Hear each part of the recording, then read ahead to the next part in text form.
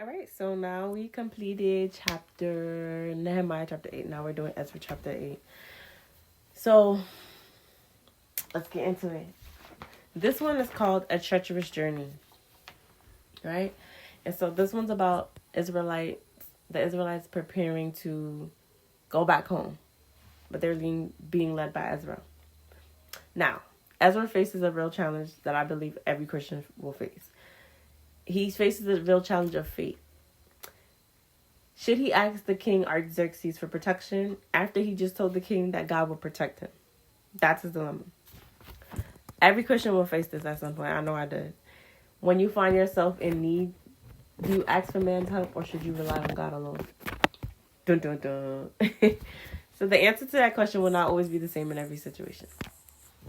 So here in chapter 8, Ezra must decide. He gets a reality check. He has a small army of Israelites. Let's talk about that. A small army of Israelites. And he has 5 million of temple treasures to travel with. That's a lot. That's a lot of treasures, a lot of money.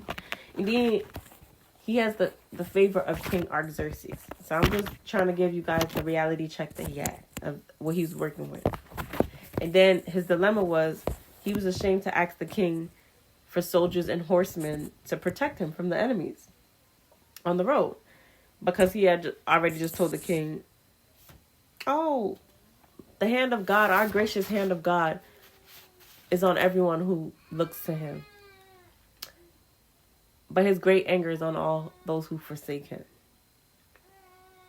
That was a favorite phrase of Ezra. So it was one thing to have a great saying of faith and another to live it. The only way to know your faith is true is to walk it out. I'm not even going to tell you what song came to my mind.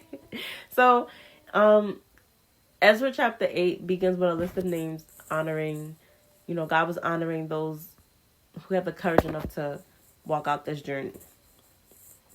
So Ezra decides, finally, not to ask the king for help. He is determined to keep his faith in God alone. So he proclaimed the fast, and he had the entire assembly fast and pray so that they can humble themselves and ask God for a safe journey for them.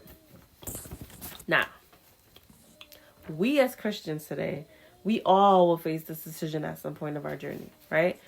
Some of us already have. I know I did. And it's not like a one-time thing.